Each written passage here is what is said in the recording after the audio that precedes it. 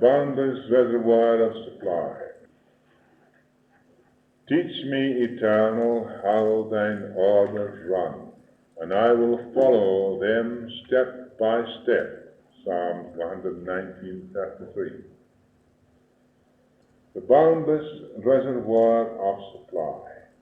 This is the thing that everyone has tried to reach, and everyone is going away from it. We'll try tonight to see how we can reach this boundless reservoir of supply. It is said that prosperity is a state of mind. It is also said that poverty is a state of mind. We hear it said that prosperity is a dream come true, and that poverty is also a dream come true. But all this is of the mind. It is not real. It is an illusion of the mind itself caught up in opposites. Prosperity and want, success and failures, etc., are made up in the mind, are based on the values of the senses. For no one is satisfied with what they have. They always want more. This is not freedom. It is desire. And when we are caught up in desire, there can be no freedom. Now you will see what I'm driving at to begin with. That there is something more than mind, something greater than your ideas, your beliefs. Because in your beliefs and your ideas, you separate yourself from that which is real in itself. Reality alone is the boundless reservoir of supply. It is the creativeness and the creator of everything that exists in the whole universe. You will note now that your brain is but an instrument of the mind. Therefore, the brain is within the mind's orbit. The mind itself is but a vehicle of expression, and life is the power that controls every activity in the mind and body because it is creative. The mind is not creative at all. The mind is a vehicle of expression. But life is God, and God is life. Therefore, we have to understand the mind and how things are made up in the mind, which we think they are real, but they are not. They are the illusion of the individual who does not understand himself and who is caught up in the outer. But if you begin to understand yourself, you will find that you are not the product of mind whatsoever. You are really creativeness. You are really one with that which is eternal and ever-present. And that which is eternal and ever-present is everywhere, and there is nowhere where it is not. There is no space where it does not exist. There is nothing outside it. It is complete and whole in itself. It is the boundless reservoir of supply because it is creative. Life alone is creative, and life in you and life in me is the creative power in man. But if you separate yourself from one another, if you separate yourself from your neighbor, then you have created separation from that which really is. Because all that is, no matter whether it is your neighbor or anything else, is God. Because there is nothing else, and there can be nowhere where he is not. Therefore you see that the mind is caught up in the illusion of desire. And in that desire, you are going away from the reservoir of supply. As we will see shortly, that being is the reservoir of supply, and not becoming. You are trying to become something. What are you trying to become? The fact is that you're going away from reality. There can only be freedom when desire has perished through the understanding of the self, with all its desires, hopes of becoming. Freedom alone exists in being and not in becoming. When the state of being is reached, we have found the inner treasure, which is imperishable. You may call it what you like, but it is not a mental thing, nor a thought. It is a state of being, where you enter into the boundless reservoir of supply, and things do not matter anymore, because all is yours. What is mine is thine. This is a mere saying to those who do not understand, but to those who do understand, it is the light on the path. Let us see the difference of being and becoming. You try to become something. What are you trying to become? If you're trying to become good, you're running away from evil, therefore you do not understand the evil.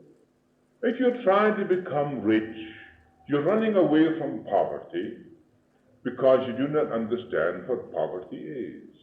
If you're trying to be successful, you're running away from failure, because you do not know what failure is. Don't you see that you're living in opposites? You're living in the mind where there is duality and opposites. There is always conflict where there is opposites. But if you understand the opposites, you will recognize then clearly what they are, and they will fall away from you. And when you have reached that state of understanding completely the opposites, one to the other, you will know that they are the conflict of the mind, but you will reach that in which there is no conflict, which is in itself complete. It is being. Becoming, there is always conflict. You're running away from something to become something else. You're always endeavoring to put a positive in the place of a negative, but it cannot be done. The negative will always exist, no matter how much you try to place a positive in its place. You can only dissolve the negative by understanding it and how it arises. And you will also dissolve its opposite too, because you will no longer need it. It will no longer bother you. If then you have one, you must have the other. You're trying to become something, you must be running away from something else you do not understand. If you do not understand that, it will trouble you forever. It will always crop up in your mind to bring you to the state of anything you're trying to run away from. So I say clearly and distinctly, unless you understand opposites, you can never free yourselves from opposites. It's an utter impossibility. Therefore, trying to become is living in opposites. How can you ever free yourself if you're living in opposites? Being is not living in opposites. Being is now, renewing itself eternally in the present. When the past rises in the mind, it is discerned in the present and dissolves away. Memories of the past will rise up in the present because you're discerning your thoughts, feelings in the present. You're understanding yourselves. Therefore, because your thoughts and feelings at the present moment are similar to those of the past, it is all associated with the past. Your memories will rise right to the surface at the moment, and you will understand them. There is no need for you to try and search into your mind for memories of the past. That is looking for effects. You must understand the cause of effects before they will be removed, and discerning your actions and thoughts, feelings at this moment, you're discerning the cause of your troubles. As long as we are seeking the values of the senses, whether it be touch, taste, smell, or possessions, having and not having, etc., the outer becomes more important than the inner. Now, what is the more important to you at this very moment? Search in your minds and see if the outer is more important to you than the inner. It is here where you go wrong, because the outer is always dictating to you when the outer is more important than the inner. And when the outer dictates to you, you create in the inner according to the dictates of the outer. And what you create in the inner will eventually be established on the outer. So you are caught up in the vicious circle. Why? Because you are becoming. You want to become something, God knows what, I don't know. Now, the mere denial of the outer is not the way to the inner. You may deny the outer and withdraw from the world into a jungle or a cave and there think of God or the inner or whatever name you like to call it. But your thinking of God is still of the senses because your thought is bound up with the senses. What you would like to feel, what you would like to be, what you would like to have. Thus you are caught up in your becoming. Therefore there can be no being, and only in being is there freedom and completion. When you are merely speculating, caught up in desire, which is not being, you are caught up in confusion because you do not know. It is not very long ago since we had the ideal of God as some angry old man up there with a stick, waiting to pounce on you immediately you made a mistake or so-called mistake. And this God of yours contained all the frailties of the human mind. Naturally, it has not been a loss to discard this kind of God, but you will note that that God was always outside oneself. Then the new idea, which has been propounded recently, that God is a God of love, and it's more appropriate, of course, and helps people along to a great extent, because we have changed from one God that is angry to another God that is love. Well, they have changed the idea of God from one to the other, but it's still an idea. The God of love is still an idea to them because he's still separate and distinct. He's something outside themselves. And therefore the idea of one and the other is not much difference except that one was angry and the other was loving. But what have we got to do? We've got to get rid of both of the ideas. The ideas of God must be got rid of because it's an idea. What are we quarreling about? What does religion quarrel about all over the world today? I ask you. They quarrel over their ideas of the deity, don't they? That's what they're quarreling about. That's why one will cut your throat, because their idea is different to yours. There has been more misery and bloodshed caused through religious belief than anything else in the world. How then can you console the truth of the reality that exists in every human soul, that is complete in himself, and if he wanted to destroy a part of himself, he would be destroying himself? But this is what people are wanting to do. They're wanting to destroy a part of themselves. So they begin to destroy one another because of their ideals. These things are made up in the mind. They're not a truth. They are a mental illusion. And if you can see clearly now, you'll discard these illusions because they're made up in your mind. And also, if you discard the illusions about your body and your mind too, you can discard them all and you shall be free. Millions of people have tried to solve this puzzling problem of supply and have advanced many ideas, but all lead to destruction and misery through having and not having and wanting and not wanting, the me and the not me, the mine and the not mine. Some have claimed that wealth is a result of hard work and planning, etc. Some have offered the solution that it is fate or destiny, and others have said it is pure luck. Others say that some are born into inherit wealth, and some have said that life is a gamble, and thus all are gamblers. Some say the poor are not aggressive, while the rich are. Some say that the rich grasp opportunities, while the poor do not. We also know that there are those who want to become materially poor and spiritually rich, so they seclude themselves as a means of loosening the bonds of attachment and desire from the temporary things of the world.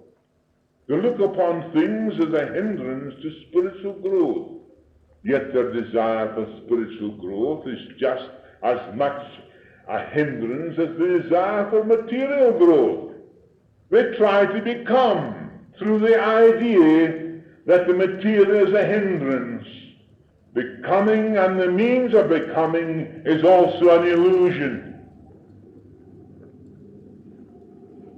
I hope that you're beginning to see the truth of this. You cannot separate the spiritual from the material. One is the expression of the other. The material doesn't jump up and bite you. It doesn't hurt you. What is it that hurts you? It's your reaction to these conditions. It's your reactions to the material. The desire for the material, for the created. Not knowing that creativeness alone is creative. And in the uncreated alone is creativeness, and not in the created. So we see then, it is your reactions, your desire for the created that counts, that causes your trouble. If you could only know that being now is creative. It is not something of the past or the future. It is not something that you want to become in the future.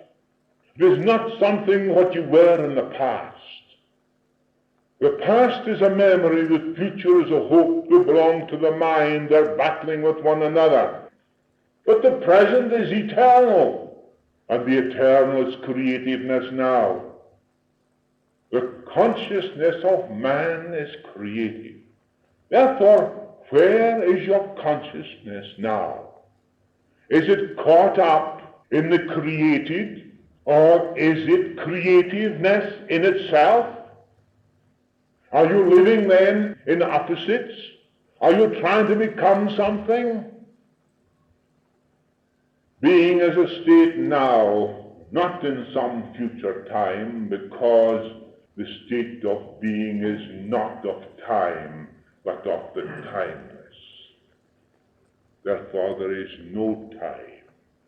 Time is the illusion of man. You measure the day, the week, the months, and the years by the movement of the sun and the moon.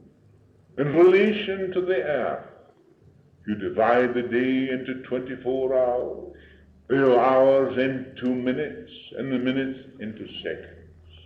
That is the calculation of man's mind. But in the timeless, there is no measurement of time. It is a completion. It is the movement of the planets, not only of the earth and the moon, that we are now interested in, but the whole canopy of the heavens, the whole universe is moving as one complete wholeness in which there is no time. It is in the timeless that you live. It is in the timeless that I live, but we do not know it. And because we live in time, we can never know the timeless. And if you're always becoming, you will never know being. You cannot say that the infinite knows time. What man thinks of is time. Millions of people are trying to combat want, because want appears to them as a reality. So they struggle hard to elevate themselves to a station of life which they call a standard of living. And with the standard of living they face fierce competition and many unsurmountable difficulties, always questioning the justice of their unfortunate plight. Is it not the struggle you have that causes all your difficulties? You want to become, so you struggle to become. But if you're being now and you understand what being is, your becoming ceases. There is no longer any struggle. You are now at this very moment. And it is the intelligence in the universe that is working through you then. The will of man does not exist. He has no will at all. It is a relative thing that does not exist in reality. Because no matter what man will do, the divine decree shall immediately and will be fulfilled. No matter how wayward man will be, his waywardness causes to himself the breaking of the law, which rebounds upon himself alone. And what is the law of divine? The law of divine is this, that the divine is in the individual, and the individual is in the divine. If the individual then is antagonistic to his brother, he violates the divine, because the divine exists in his brother too. And the divine being whole and universal, the individual cannot violate the universal. Neither can universal act according to the individual who desires to be antagonistic to the universal that is in the individual. So therefore the individual suffers according to the law. If you then understand being, there is no struggle, there is no antagonism, there is no trying to become something, because you are the greatest and the most wonderful, beyond the perfection of man's mind, because perfection of man's mind is a comparison with something else. But in the perfection of that which exists in reality is beyond man's mind, but you are that. Therefore you do not have to become something.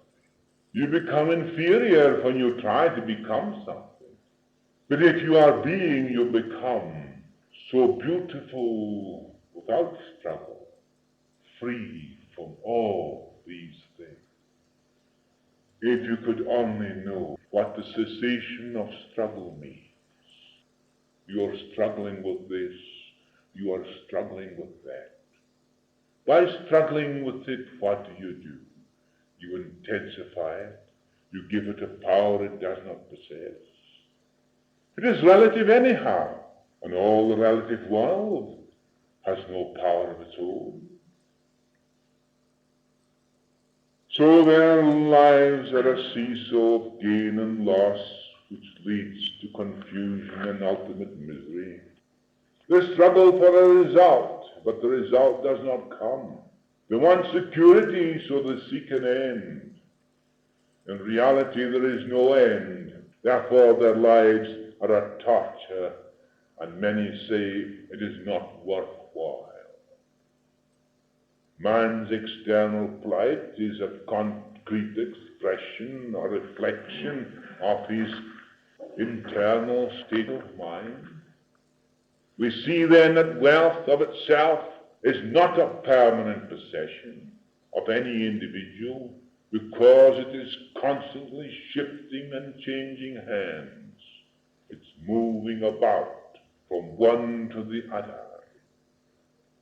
Those who understand realize that wealth is not a sensate thing, but a state of being in the boundless reservoir of supply, and have the right to the temporary possession of wealth. Wealth, then, is through understanding, not a sensate thing, something that belongs through the senses, what you see and feel and touch, but a state of being, a state of creativeness. If you'd only discard all your various trying to become, your struggle, what would happen? That which in itself is real would express itself without effort. It is the effortless expression of the intelligence that is manifesting through the mind and brain of man, created for its own self-expression. To be at peace, then, is a state of being. As Jesus said, the peace I give you is not as the world gives its peace.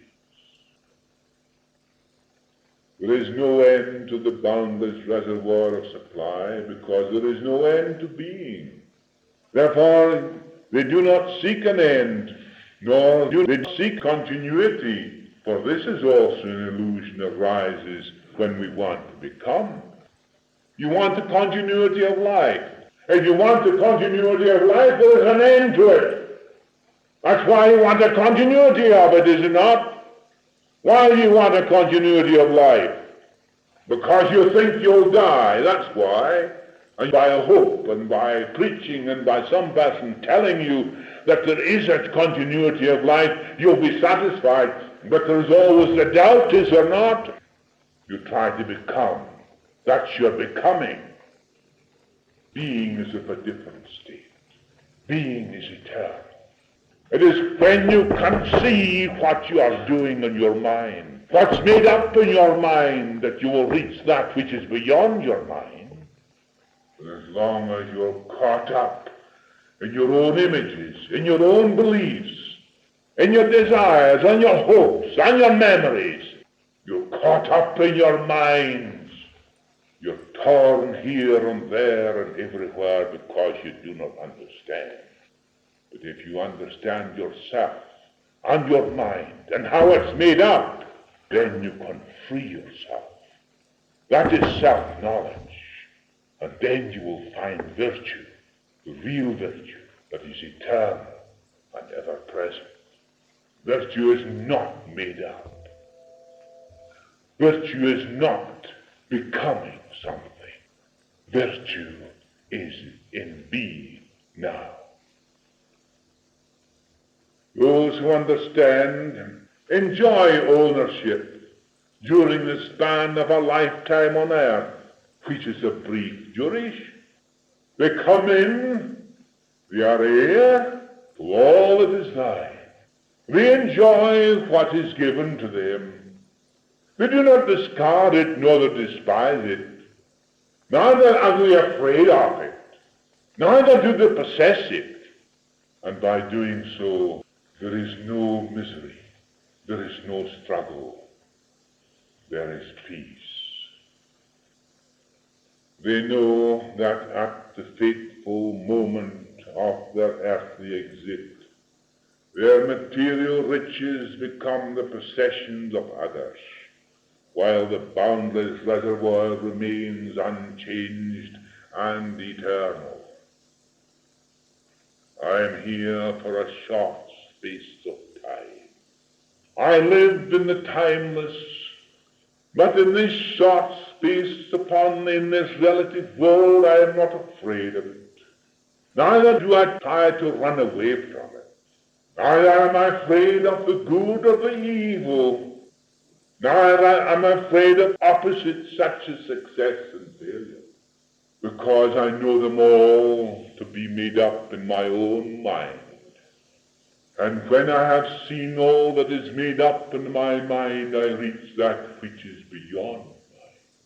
Then I know that I am eternal. I am the timeless, yet for a brief space in time.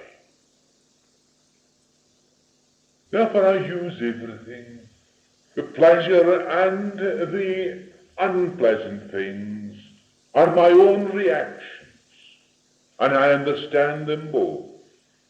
The things that give me pleasure and the things that give me pain are both the same. They're created within myself. I cannot create them outside myself. Neither can they affect me in any way, except I allow them to affect me in that way. But I know all the time that what I feel, the pleasure and the pain, are both the same. Therefore, if you would be rich with contentment, seek the boundless reservoir of supply that is within the consciousness of God, and which is also within the consciousness of man himself. For this source we attract wisdom and love, and is the greatest wealth man can have, and with it comes all material things as well. In the Bible we read, for Solomon asked only for wisdom, because he did not ask for wealth for himself. He was granted all this as well. This is the unfailing colossal power of our magnetic attraction, and not in wanting and not wanting, having and not having, which cause conflict and confusion in the mind. If your thought then is caught up in wanting and not wanting, you're creating a disturbance in your own atmosphere. You're pushing away and trying to get at the same time.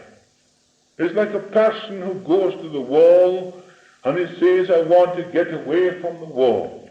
So if I went here to the wall and I pressed, now I want to get away from the wall, and I push myself, trying to push myself away from the wall, and the more I push with the wall right on. If I struggle no longer, and I walk away, therefore I have no struggle, have I? There is nothing. That is the world of opposites that you're living in. Exactly the same.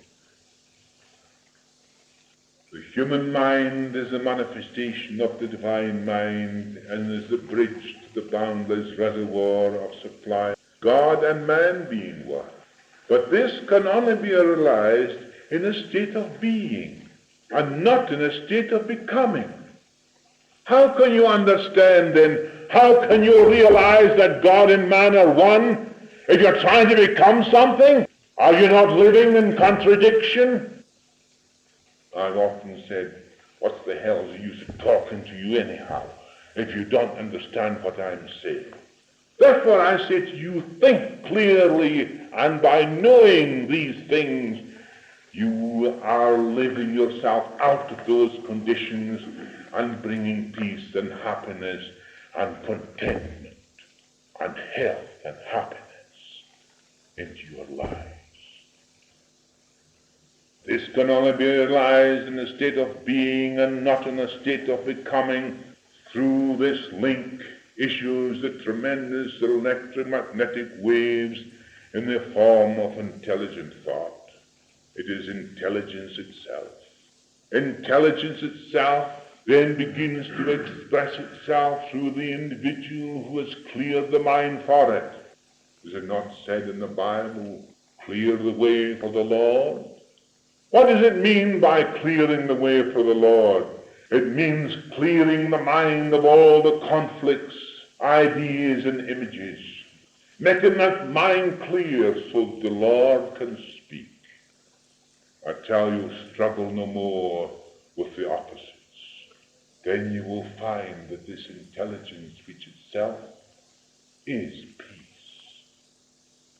God has not and never made a mistake, but you're always thinking he has, because you're always asking him to change his mind.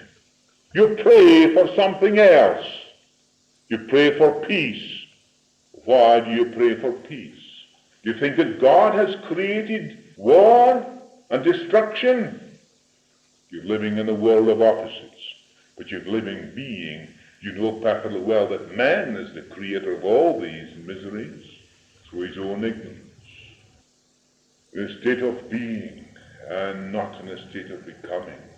Yet a state of being is the link which issue the tremendous electromagnetic waves in the form of intelligent thought. It is a powerful magnet that attracts from the boundless reservoir of supply all the good things that God has prepared for those who love him. We love God through our neighbor by loving our neighbor as ourselves. Therefore, he who would acquire all these good things does not desire for himself alone, for this would place him in bondage and place upon him a heavy burden which would not allow him to enjoy the wealth that is within his grasp. Greatest joy in life is found in the joy of others. This, the greatest treasure, storehouse of the Father, is made available to those who make others happy. What is the best thing you could do to make other people happy? Take away from them the tortures of the mind. And they must be willing that you shall take the tortures of the mind away from them. But they must begin to understand themselves, because you cannot do their understanding for them. You can only show the way. But if you can show the way to true understanding, then you have given the greatest gift that God has given to man. Take away tortures of the mind through understanding. But how do you get understanding? Not by placing another idea in the stupid idea you hold to create more struggle and more difficulties. The more priests you have, the more difficulties you have. You may go from one priest to another, and you only increase your difficulties. The greatest priest is within you, and that's the Christ himself. And there, in that wholeness and completeness of the Christ, as a little child, yet with the wisdom of God, and the power and love of God, to manifest, because it manifests immediately. It is not a matter of time or becoming. It is immediate in its completion, because it is complete itself. I wish I could give you the understanding, but I cannot. Each must do it for himself. I wish I could give you the mind heart. How often did Jesus think the same thing? Oh, if I could take you as a chicken would under its wings, its brood, so would I do the same. But it's impossible. That is found within yourselves, and you alone must find it. But it's not difficult. It is not something that is insurmountable. It is easy. When you become as a little child, then you shall enter into the kingdom of heaven. That is the truth. Now seek in your own mind, until such time as you become a little child, dissolving all your thought feelings, thoroughly understanding them, then they will dissolve of their own free will. They have no power except the power you give them. You created them. You can destroy them. They have no eternal existence. They do not exist in reality. They are not real at all. They are illusionary. They are self-created. They are made up in your mind. The understanding then you shall become as a little child, and you shall enter into the kingdom of heaven, free from all these things. Then you are free with the wisdom, the great and mighty wisdom, the creativeness of God, and the love of God, which holds no animosity or holds nothing against your brother, because God holds nothing against you.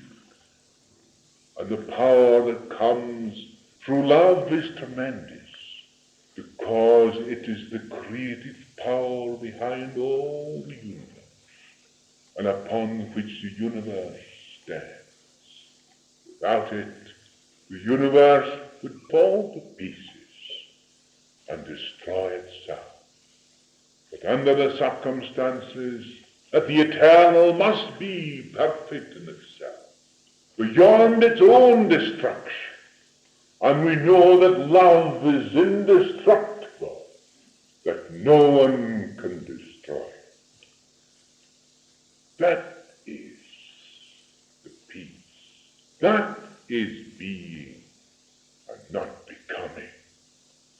You are that now when you shed your illusions which are self-created. The story of the prodigal son has many meanings. We see the son who returned to the great storehouse of God, made merry with others, enjoying the feast of the great storehouse, open to all who come with love and companionship with us. The elder brother works hard, but is not happy, and cannot go in, because he has no companionship with others. Here he separated himself, because he thought he was good, and the other was evil. He lived in opposites. Therefore he could not enter into the kingdom which was wholeness. The prodigal son was just as much to the father as the other son was. Both were as important. Both remained sons of God. One realized his mistake. He discerned the ways of the self. He came back with the understanding and entered in to the house of God to make merry and dance and be happy. But while the other brother heard this happiness and music going on, he thought it was evil. The bad brother that was, he came back, and now he's dancing in the heaven. The brother thought it was hell, and he wouldn't go in. But the father, knowing what the son was thinking, he said to him, "What ails you, son?"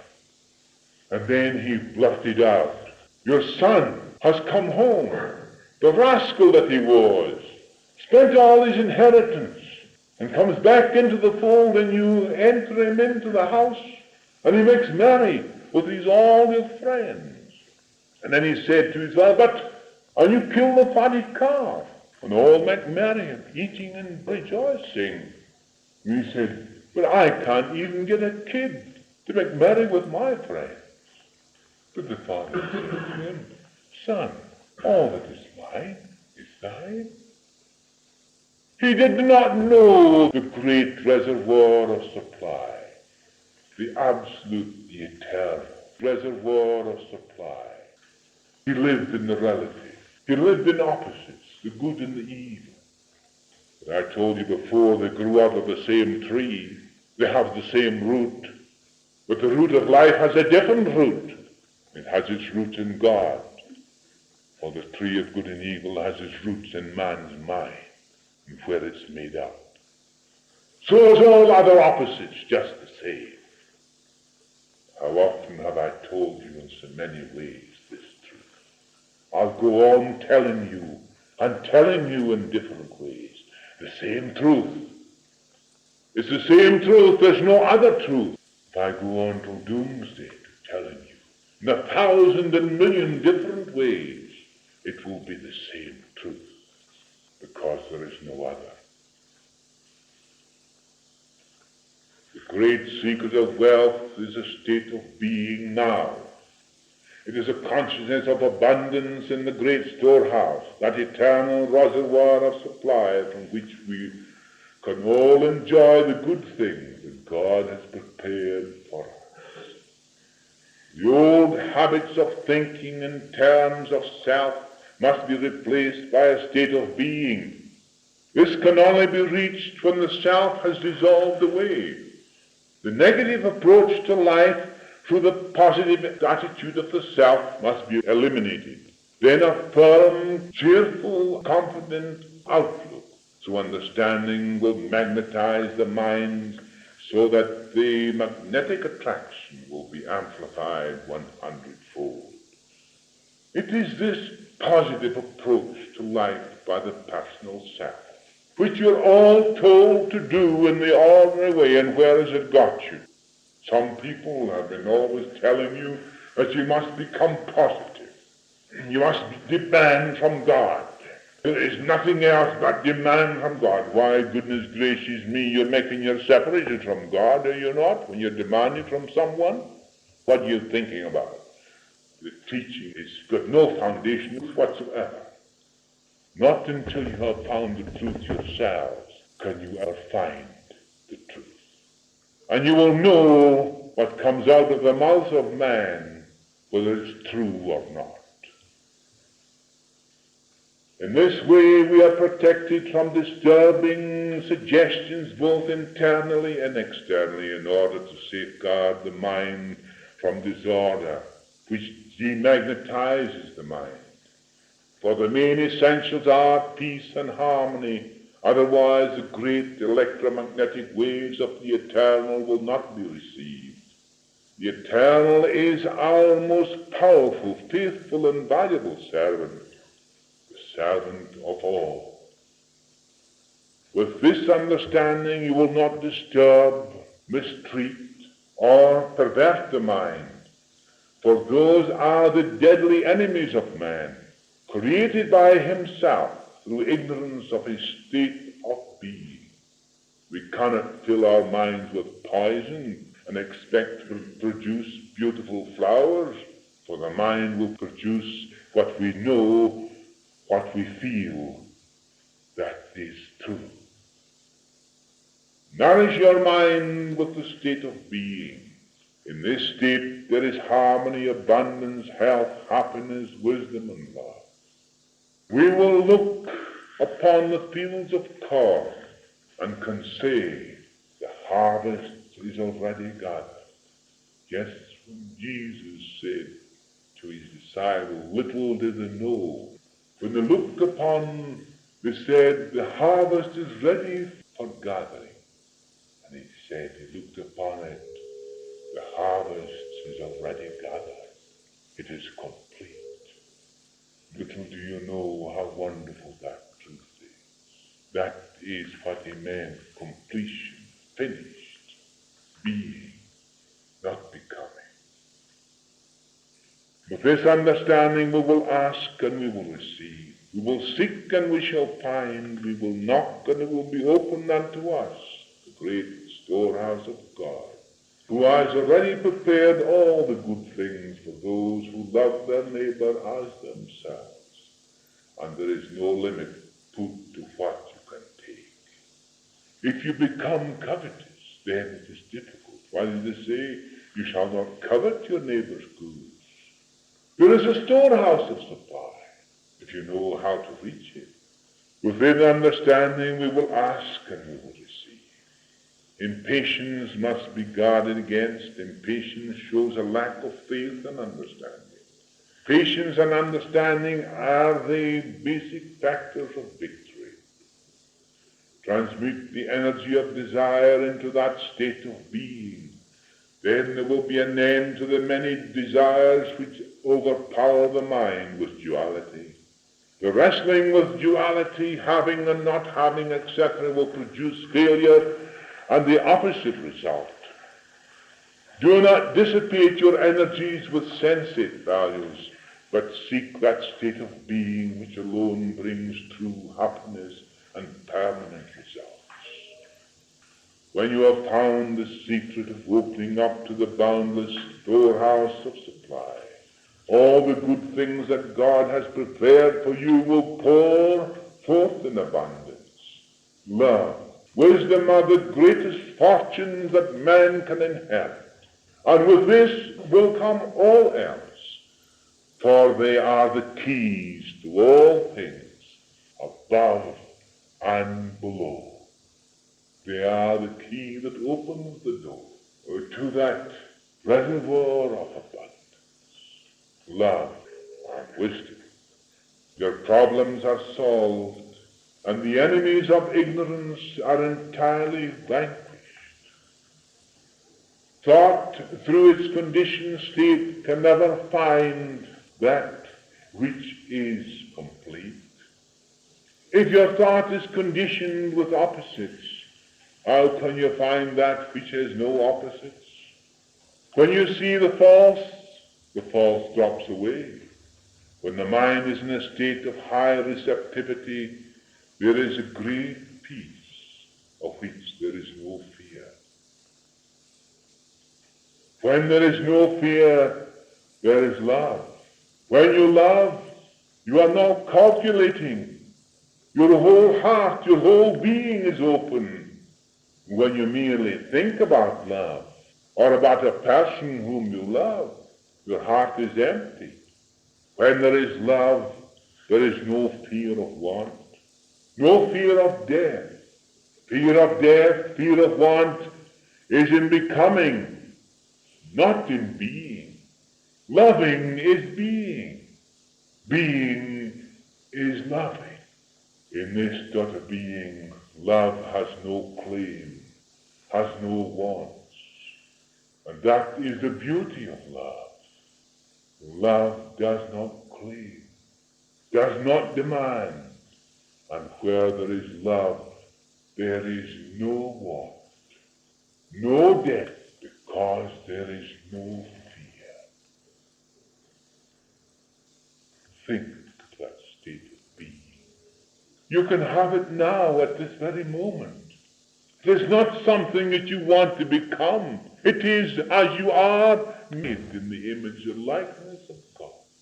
His life, his substance, his consciousness, his everything is now. That is the teachings of Jesus. At this very moment you shall be with me in paradise.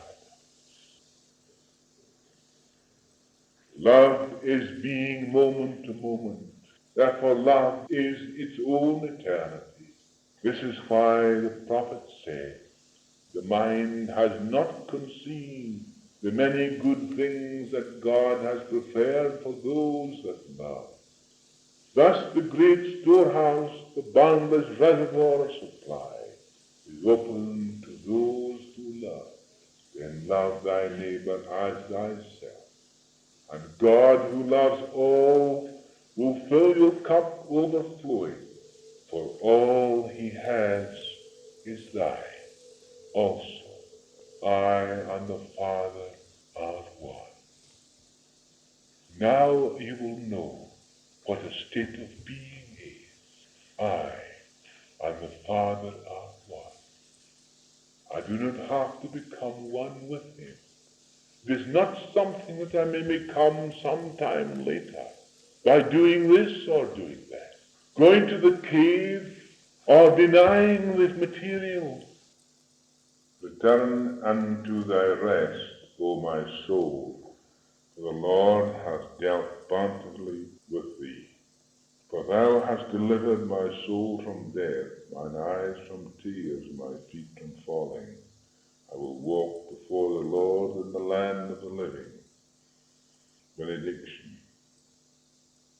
O eternal beloved, thy storeroom is ever open to me, and now I care not what my possessions may be, for all belong to thee. Thou hast granted me the use of all that is thine, for thou hast told me, but all was also mine. My state of being is one with thee, and now the veil of ignorance has vanished, which separated thee from me, O eternal beloved.